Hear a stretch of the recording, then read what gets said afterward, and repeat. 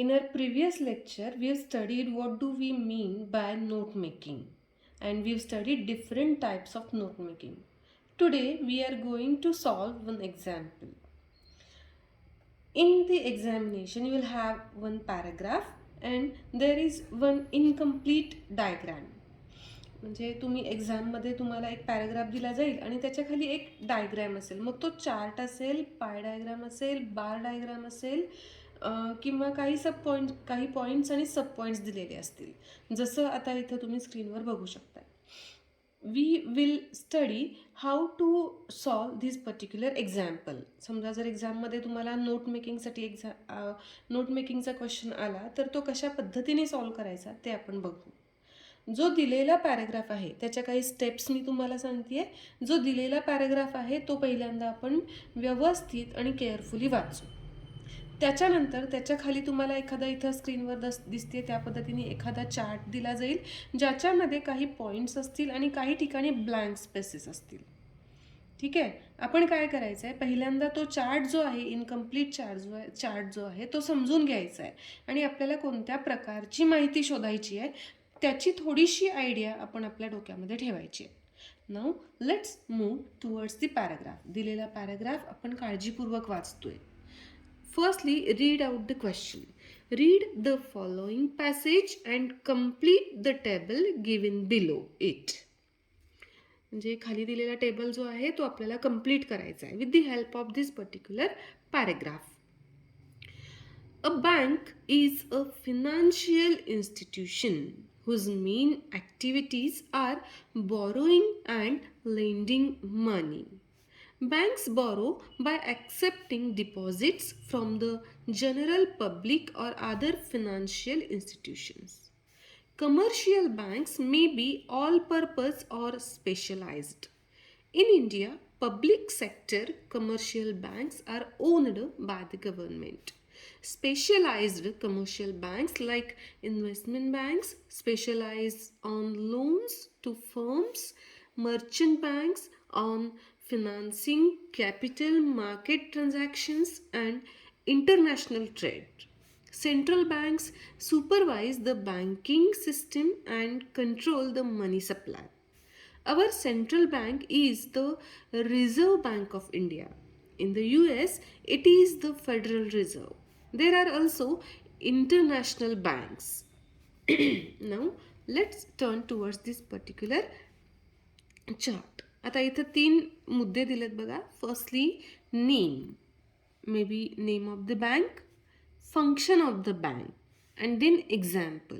म्हणजे आपल्याला काय फाइंड आउट करायचं आहे, नेम्स बँकांची नेम्स इथं ऑलरेडी दिलेले आहेत. ठीक आहे. आपल्याला त्यांचे फंक्शन्स फाइंड आउट करायचे आहेत दिलेल्या पॅराग्राफमध्ये आणि त्यानंतर त्याचे एक्झाम्पल्स. ठीक आहे.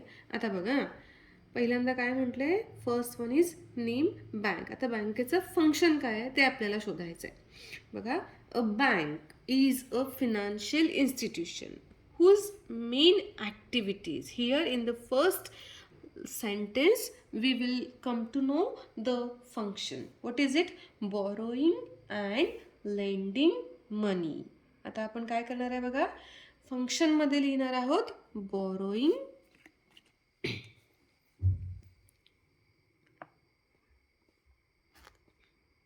borrowing and lending money. This is the function of the bank. Another point is also there. Banks borrow by accepting deposits from general public or other financial institutions. Okay, मग ते कुठून बॉरो करतात हा पुढचा मुद्दा आहे. आता नेक्स्ट बघूया आपण इन्व्हेस्टमेंट बँक. आता इन्व्हेस्टमेंट बँक कुठं आहे आपण फाइंड आउट करूया. Let's have a look. Commercial banks, then special public sector. Here is investment banks. आता आपल्याला काय फाइंड आउट करायचं आहे तर फंक्शन फाइंड आउट करायचं आहे. आता काय म्हटले बघा, investment banks specialize on loans to firms, merchant banks on financing capital market transaction. आता इन्व्हेस्टमेंट बँकचं काय म्हटलंय, specialize on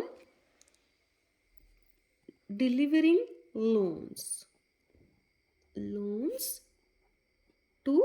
firms.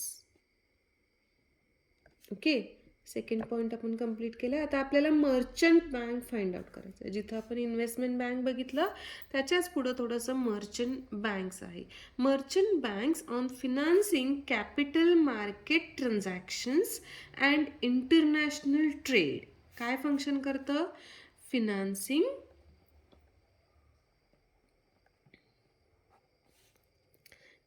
Capital market transactions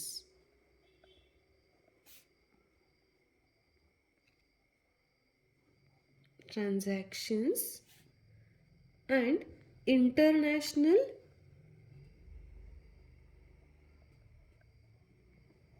trade. TRADE. Okay, आपलं सेकंड सेक्शन कंप्लीट झालेलं आहे. आता त्याचे काही एक्झाम्पल्स आपण बघू. फोर्थ पॉईंट बघतोय आपण, कंट्रोल मनी सप्लाय डॅश बँकिंग सिस्टीम. आता बघा, central bank supervise the banking system, control the money supply. Here is the sentence again. म्हणजे इथं फोर्थ पॉईंट आपला काय येणार आहे? Central bank. फोर्थ पॉईंट आपला येतोय central bank. It controls money supply. It controls money supply and supervise banking system. इथे आता बँकिंग सिस्टम म्हटलंय म्हणजे सेंट्रल बँक्स काय करतात? It supervise banking system. Supervise banking system. आता इंडियामध्ये असणारी सेंट्रल बँक कोणती आहे बघा? Our central bank is the Reserve Bank of India. तुम्हाला सगळ्यांना माहीतच असणार आहे. Here right here reserve. Okay, I am writing here only Reserve Bank of India आणि इथं खाली US मधली दिली आहे. आता आपल्याला मर्चंट बँक फाइंड आउट करायची आहे. A bank is a financial institution. आता here we have to write the examples with our own. Is it okay? Do you understand what we have to do with this particular note making technique? What we have done? आपल्याला इथे एक incomplete chart दिलेला होता. आपण काय केलं? Paragraph पूर्ण वाचला. या चार्टच्या साहाय्याने जे महत्त्वाचे मुद्दे ऑलरेडी तुम्हाला सॉर्ट आउट करून दिले होते त्या मुद्द्यांच्या अनुषंगाने असणारे काही त्याचे फंक्शन्स आणि एक्झाम्पल्स आपण फाइंड आउट करायचा प्रयत्न केला. And we have written neatly. What is expected? This is a very nice question to score good marks. Okay, म्हणजे तुम्ही जर व्यवस्थित लिहिलं, अगदी काळजीपूर्वक लिहिलं तर तुम्हाला इथं आउट ऑफ आउट मार्क्स पडू शकतात. त्यामुळे लिहित असताना केअरफुली आणि नीटली प्रेझेंट करायचं. That's all about this particular example. Here is another example. Again, here is one paragraph and one chart. Okay, now look what I am going to do. आता जसं previous एक्झाम्पलमध्ये मी तुम्हाला सांगितलं त्या पद्धतीनेच आपल्याला करायचं आहे. पहिल्यांदा नेहमी प्रश्न काळजीपूर्वक वाचायचा.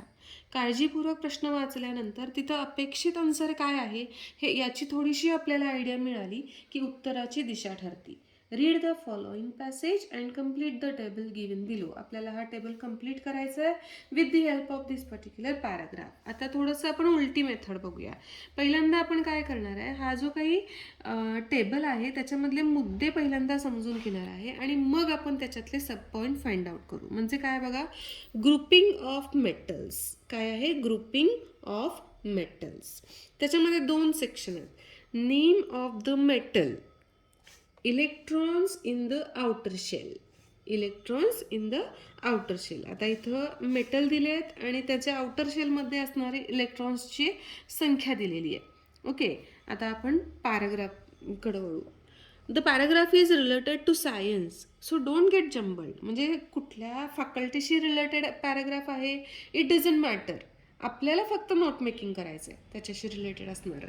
आता बघा, आपण काय बघितलं इथं न दिलेले कोण आहेत? गोल्डमधले आउटर शेलमधले इलेक्ट्रॉन्स दिलेले नाहीत. इरिडियममधले आउटर शेलमधले इलेक्ट्रॉन्स दिलेले नाही आहेत. इथं 2 इलेक्ट्रॉन्स आउटर शेलमधले इलेक्ट्रॉन्सचे डिजिट दिले आहेत पण इथलं मेटल दिलेलं नाही आहे. आता आपण ते फाइंड आउट करूया. बघा, In terms of classification, several of chemical elements are referred to as metals, principally because of the metallic qualities they exhibit. Okay, groups 8, 9, 10 in order of increasing atomic number. आता atomic number किंवा मेटल्समध्ये असणारे electrons या सगळ्या गोष्टी सायन्सशी related आहेत, आपण त्या already अभ्यासलेल्या आहेत. आता बघा, 8 groups 8, 9, 10 in order of increasing atomic number there are iron, cobalt, nickel, ruthenium, rhodium, palladium, osmium, iridium and platinum. Ruthenium, rhodium and platinum have one electron in their outer shells. आता आपण काय करायचं बघा, points underline करूया. Ruthenium, rhodium and platinum have one electron. Is it okay? Iron, osmium, cobalt and nickel have 2 electrons. आता इलेक्ट्रॉन्सची जी संख्या आहे त्याला मी सर्कल करते आणि जे मेटल्स आहेत त्याला आपण काय करतोय, अंडरलाईन करतोय, म्हणजे it should be easily understood to you. Iridium has 17 outer electrons and palladium 18 outer electrons. Okay, now group 11, in order of increasing atomic number, these are copper, gold and silver. Gold and silver are frequently referred to as coinage metals. The elements of these groups are characterized by the presence of one electron in an outer shell. Okay, आता बघा इथं मी थोडं circle केल्यामुळं आपल्याला answer शोधणं सोपं जात आहे. एक्झाममध्ये सुद्धा तुम्ही पेन्सिलचा वापर करून अशा पद्धतीने आन्सर्स फाइंड आउट करू शकता. आता गोल्ड फाइंड आउट करा. गोल्ड आहे आणि गोल्डचं आपल्या आउटर शेलमधले इलेक्ट्रॉन्स फाइंड आउट करायचे आहेत. इथं मी गोल्डला अंडरलाईन केलं आहे आणि त्याच्या आउटर शेलमध्ये किती इलेक्ट्रॉन आहेत, 1. So I am going to write here 1. आता इरिडियम फाइंड आउट करायचं आहे. Where is iridium? Iridium is here and iridium has 17 outer electrons. Iridiumच्या पुढे आपण लिहितोय 17. Then आता जे पहिल्यांदा आपल्याला ज्या धातूंची नावं अवेलेबल आहेत त्यांचं फाइंड आउट करू आणि नंतर रेस्ट ऑफ द बघू. Osmium, let's have look towards osmium. तिथं किती आहेत, 2 इलेक्ट्रॉन्स आहेत. आता पॅलेडियम, इथं पॅलेडियम आहे, त्याच्या आउटर सेलमध्ये 18 इलेक्ट्रॉन्स आहेत. Here I am writing 18. Okay, आता आपल्याला फाइंड आउट करायचं आहे की 2 इलेक्ट्रॉन्स कशामध्ये आहेत. Where are 2 electrons. 2 इलेक्ट्रॉन्स इथं iron, osmium, cobalt, nickel. What we have to write here, iron. Okay, next आता आपल्याला फाइंड आउट करायचं आहे 1 इलेक्ट्रॉन इन आउटर शेल जे आहे ते कशामध्ये आहे, 1 इज हिअर. एक तर रुथेनियम, रोडियम, प्लॅटिनममध्ये आहे, ॲज वेल ॲज गोल्ड आणि सिल्वरमध्ये आहे. तर रोडियम, रुथेनियम, सिल्वर इथं आहे, मग इथं काय येणार आहे, प्लॅटिनम.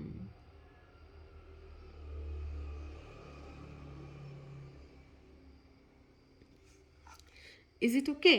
आता सोडवत असताना आपण एक्झाम्पल जेव्हा आपण सॉल्व करतोय त्यावेळी काय करायचं आहे, पहिल्यांदा जे इझिली तुम्हाला मुद्दे सॉर्ट आउट करणं शक्य आहे ते पहिल्यांदा करा आणि त्याच्यानंतर जे डिफिकल्ट आहे ते थोडंसं आपल्याला विचार करून उत्तरं सोडवावी लागतात. ते थोडं रीड करायचं, आपण पुन्हा त्या पर्टिक्युलर पॅराग्राफचं आपण वाचन करायचं आणि मग त्याचे आन्सर्स कम्प्लीट करायचे. A very nice question to solve good marks. आणि याची हीच मेथड आहे. युजली व्हॉट हॅपन्स, आपण तो पॅराग्राफ बघतो आणि त्याच्या खालचा टेबल बघतो आणि थोडे कन्फ्यूज होतो की हाऊ टू सॉल्व. तर ह्याची हीच आयडियल मेथड आहे की तुम्ही Wien you have pencil in your hand just go and do underline. जे मुद्दे बघायचे आहेत आणि अंडरलाईन करत जायचं आहे, म्हणजे आपोआप आपल्याला जो इसेन्शियल पार्ट आहे तो वेगळा होतो आणि आन्सर शोधणं आपल्याला सोपं जातं. Thank you to all of you.